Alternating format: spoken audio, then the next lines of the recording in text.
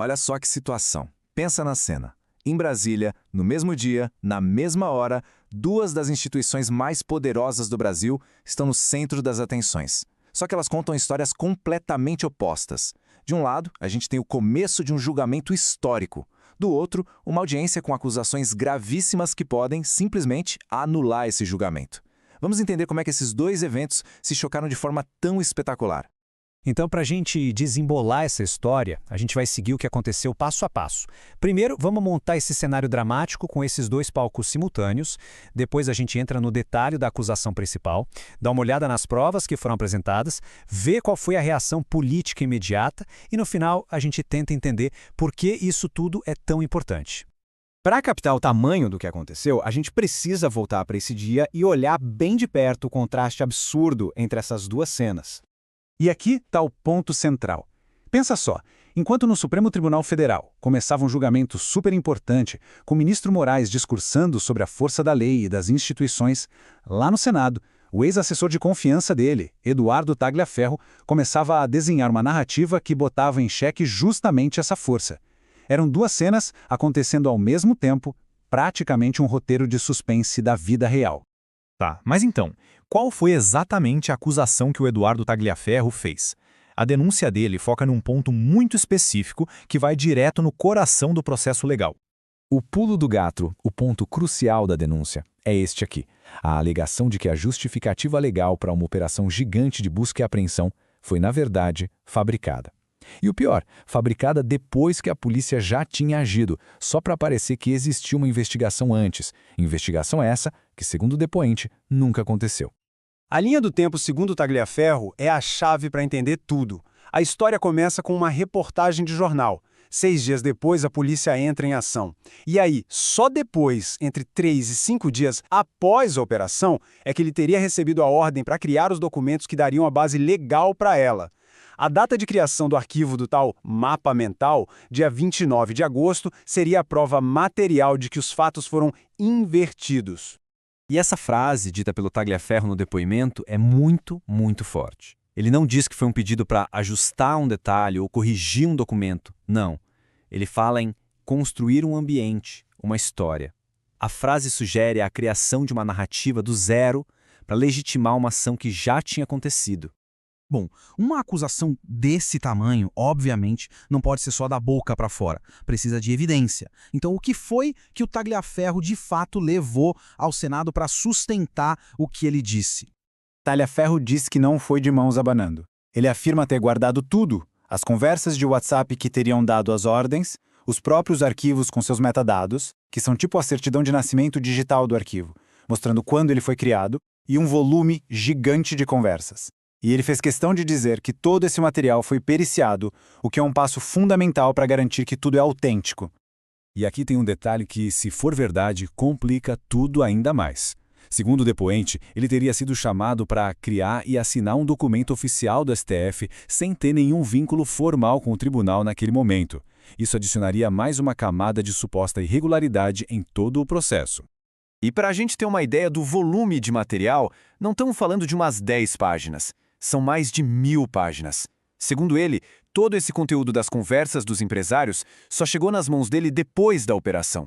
O que, na visão dele, reforça o argumento de que não existia investigação nenhuma antes. Foi só uma reação a uma matéria de jornal. Como era de se esperar, né?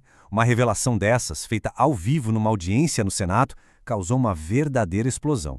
A reação foi instantânea e foi muito dura. Essa fala da senadora Damares Alves pedindo a prisão de um ministro do Supremo e afirmando que o julgamento estava contaminado dá a exata dimensão da gravidade com que a denúncia foi recebida por parte dos parlamentares ali na comissão. E a reação não ficou só no discurso, não. Os senadores se movimentaram rápido e fizeram 3 exigências muito claras. Primeiro, parar imediatamente o julgamento no STF. Segundo, enviar oficialmente todo o material para o presidente do STF e do Senado. E terceiro, abrir uma investigação formal e rigorosa para apurar a denúncia. Mas, no fim das contas, por que essa denúncia específica causa tanto barulho? Para entender isso, a gente precisa olhar para o quadro maior, porque isso significa para o sistema de justiça como um todo. No centro dessa discussão toda está esse termo, fraude processual. É um crime que está no nosso Código Penal.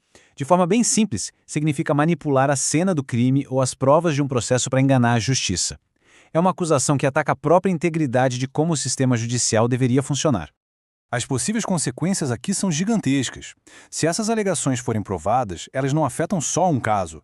Elas questionam um princípio básico, o do devido processo legal. Elas podem anular provas em várias outras investigações importantes.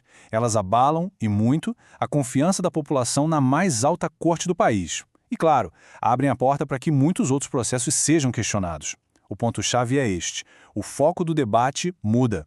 Deixa de ser sobre os réus e passa a ser sobre os métodos usados para investigar. E tudo isso nos deixa com uma pergunta central, que fica pairando no ar, não só em Brasília, mas no país inteiro. A denúncia foi feita, as supostas provas estão na mesa e a crise institucional está instalada. A questão que fica não é só sobre quem está certo ou errado, mas sobre como se faz para reconstruir a confiança quando os próprios alicerces do sistema de justiça são colocados em dúvida. É uma pergunta bem complexa e que, por enquanto, não tem nenhuma resposta fácil. Eu pensei em fazer um longo vídeo para te convencer a estar na rua no dia 7, mas não vai ser preciso porque é muito mais simples do que você imagina. E se eu te dissesse que faltam 30 manifestações para atingirmos o nosso objetivo, o que você faria?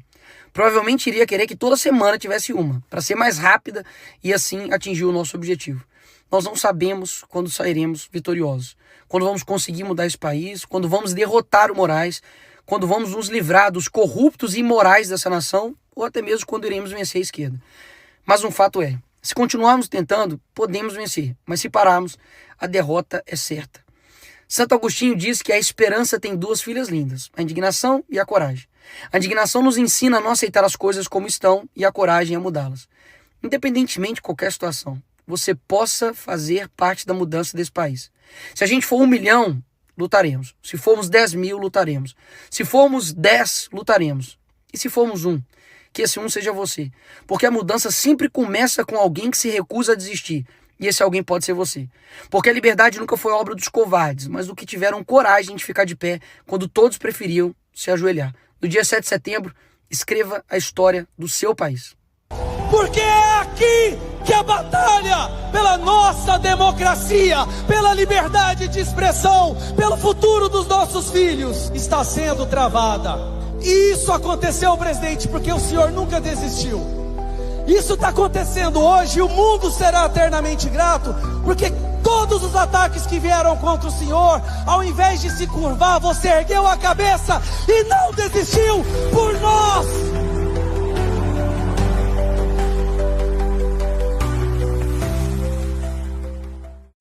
Pessoal, passando para lembrar que todos nas ruas nesse 7 de setembro, neste domingo. Eu também irei. Reaja Brasil. Ainda há jeito para o nosso país.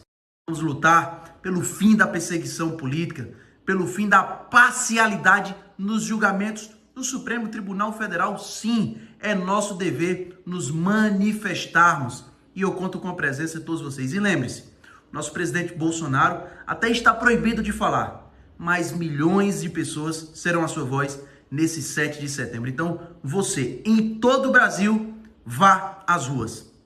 Tamo junto.